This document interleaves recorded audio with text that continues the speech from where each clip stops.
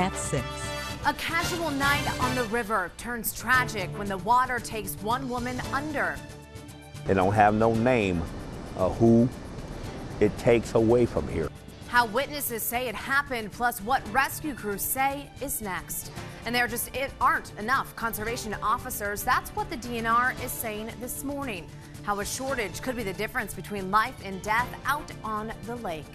Good morning, Michiana. Welcome to ABC 57 News. I'm Emily Pritchard. Prepare yourself for a soggy morning this Tuesday as we expect showers to roll through Michiana this morning.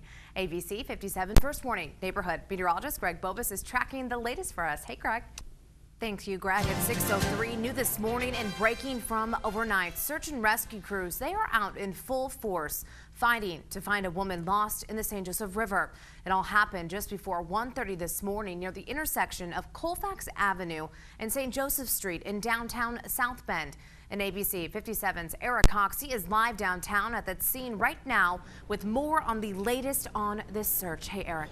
Thank you, Eric. I know many people are anxiously waiting to hear. St. Joseph County Sheriff's deputies are also searching for the driver of a car that crashed late last night. The call came in around 10:40 as a person being ejected from a white Ford Mustang, but officers, they later found the driver had instead taken off. Police say the driver ran the stop sign at Brick and Primrose in South Bend, crashing into the ditch there and then fled. Now, there's no word on why that driver left the scene. And murder charges have been filed against 55-year-old Michael Taylor. This man is accused of shooting and killing Michael Gillum outside of Percy's Heating and Air Conditioning on Olive and Linden Streets over the weekend. Now, that's the same building that caught fire early yesterday morning. And firefighters say they believe it was deliberately set, but they are not calling it an arson just yet because they don't have any witnesses. Fire investigators are working with police trying to find a suspect for that fire. And now north to Michigan, where police there are looking for the person who ran over a woman's body yesterday morning. They say it all started with a domestic dispute between a couple that neighbors say had problems in the past. Now, officials say the husband, David Tripp, and his wife, Delana, they were arguing in the front of their house just before he shot and killed her in the middle of the street before turning the gun on himself. Now, police say someone then ran over the woman's body left lying in the road. And another story, ABC 57 is watching closely. A man is under investigation and charged with child exploitation after being arrested for child pornography. 34-year-old Ronald Wheaton was booked into the LaPorte County Jail yesterday afternoon after being arrested at his home in the 200 block of Woodward Street. Investigators say information found at that scene led them to believe Wheaton allegedly had child pornography. And a police sweep at James Lake in Kosciuszko County over the weekend leaves one Mishawaka firefighter in hot water. 27-year-old Nicholas Ponsler there is charged with boating while intoxicated on James Lake. Indiana conservation officers say he was caught in a day-long operation to search for impaired boat operators and minors consuming alcohol. Now, ABC 57, we caught up with Ponsler, and he didn't want to discuss the arrest, but did confirm he is a Mishawaka firefighter. Documents from conservation officers state that Ponsler's blood alcohol content level, it was over the legal limit of .08 while he was operating a watercraft. And stick with ABC 57 here as we continue to follow how the fire department plans on handling the incident. And the Indiana DNR says it's stretched so thin that there's actually a shortage of DNR officers. So to help keep families safe in one of their busiest seasons, they're trying to hire at least a dozen more officers. The officers they have are especially busy on the weekends, patrolling the lakes, making arrests, and saving people from drowning.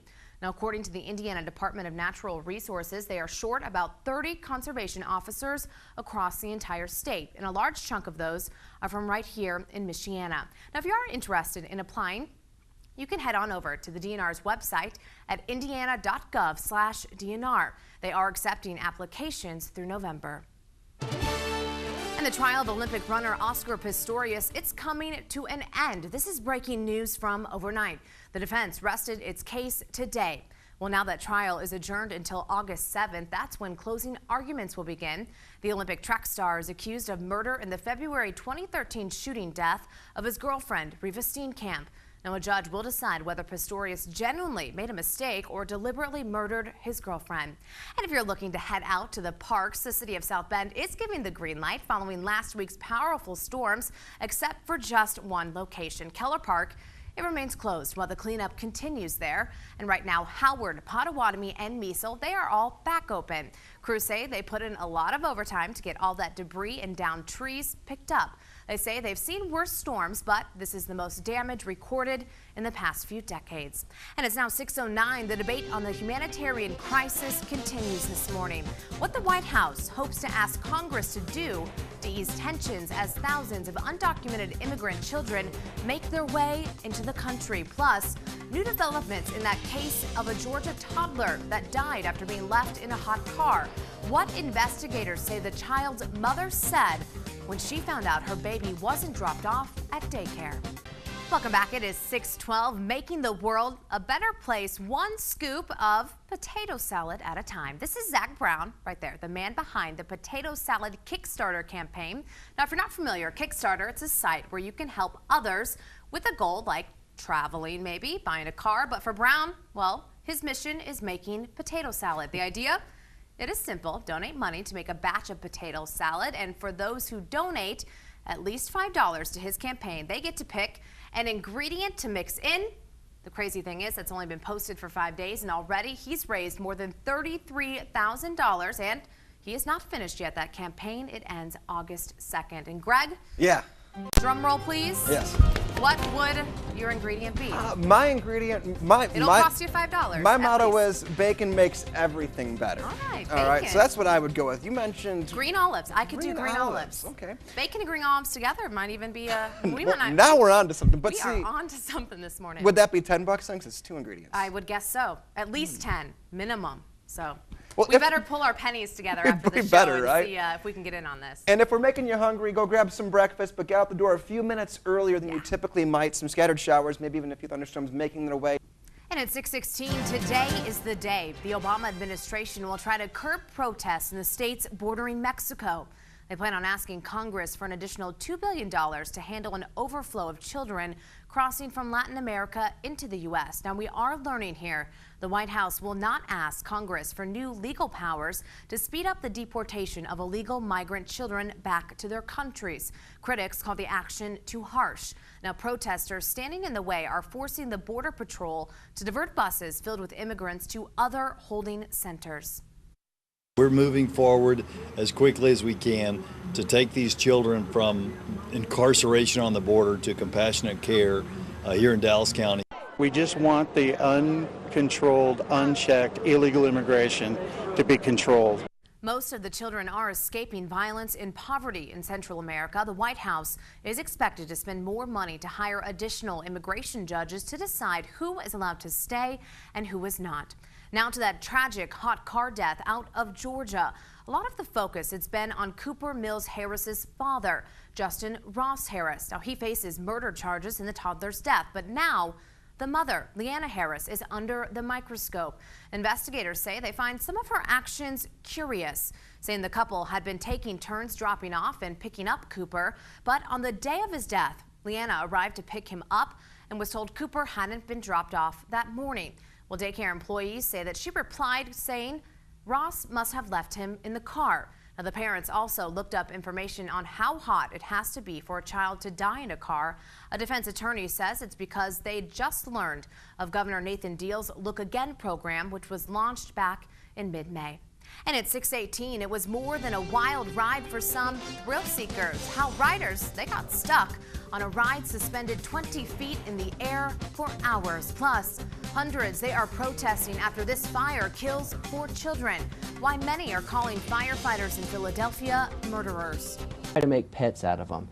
Well, the message there you're listening to is don't try to make pets out of alligators. You heard it right. That is the message from animal control officers. That's what they're reminding people of this morning after they rescued this 3-foot alligator from a home in Longview, Texas. Well, they say they found it in a bathtub, of course. The person who owned the alligator could face city fines of up to $500 in addition to any state fines. $500. I would maybe guess it might be a little higher, I would think, Greg. I don't know, 500. Maybe some people are willing to hold an alligator. That is a scary eye for 500 I mean, bucks. of all the pets you could want to have, or all the animals you could want to domesticate, Yeah. one that could eat you is not on the top of my list. And here's my other question this Yeah. morning that's just kind of coming to me. Where were they taking a bath or showering if the alligator was calling that home? It's a real question. That's actually a very good Yeah. question. That really is. If you could Were have they any- doing it with the alligator at their feet? Maybe like a little exfoliation? I hope. Oh, like the Lubriderm commercials. Yeah, I don't know. Oh yeah, that's just a scary thing to even think about. It's great weather for an alligator. It's Yeah. been so wet the past month and a half or so, and that trend going to continue today. We did have some scattered rain moving in as we speak. Thanks, Greg. At 6:23, it was a scarier than normal ride at the Six Flags Magic Mountain Amusement Park in Santa Clarita, California. Take a look here. Officials, they say this roller coaster derailed yesterday, injuring 4 people and leaving about 24 riders stranded 20 feet up in the air. It happened after a tree fell on that ride. Now it left that front car dangling over the rails of that coaster, and riders say they waited for hours to be pulled off. It sounded like they were like panicking. Yeah. Because they didn't know what to do. It made me a little bit uncomfortable because, you know, if stuff happens on rides, you know, maybe it might happen on the ride I'm on. Or Yikes, I think I'd panic. Well, despite the chaos, the park remained open, but officials, they say the ride will be closed until they can inspect that coaster and the area around it. And days after a fire claimed the lives of 4 children, several hundred people protested outside of a fire department in southwest Philadelphia last night.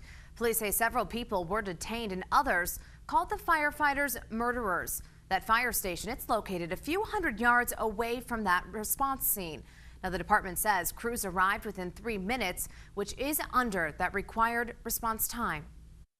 A fire station is so close. And so some of the logistics of getting in a call and responding to a fire and the speed of a fire.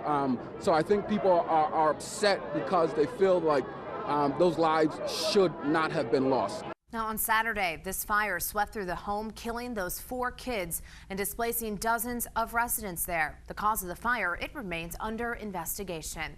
We'll buy a card and get a beer. How one major league ballpark is making it a tad easier for beer drinkers when it comes just in time for next week's All-Star game. Welcome back. It is 6:27. The Cubs opened a 5-game series against the Cincinnati Reds last night after giving up a run in the first. Cubs starter Edwin Jackson settled in, retiring 13 in a row. Not so bad, but before giving up 2 runs in the bottom of the 5th, the Reds would tack on more runs, winning it 9-3. The Cubs now fall to 15-25 against Central Division teams this season. And Chicago teams, well, they haven't been too kind to Boston this year, and last night didn't prove much different. White Sox Adam Dunn homered while Scott Carroll went 6 2/3 innings, giving up just 1 hit to former White Sox catcher A.J. Pierzynski for his first win since May 27th. The Southsiders take Game 1 4-0. And Minnesota's Target Field is the first MLB stadium to offer up a self-serve beer station. You're looking at it. Fans can buy a 10 or 20 vendor card to scan at that machine. Now, it can withdraw up to 48 ounces every 15 minutes. Now, an employee will be at each station to check IDs and to step in just in case someone appears drunk. Now, there is 1 station currently, but another is expected to open up just in time for the All-Star game next week. And at 6:28, it was a weekend full of violence in Chicago. Now the city's mayor is speaking out what he says the residents want during such a trying time.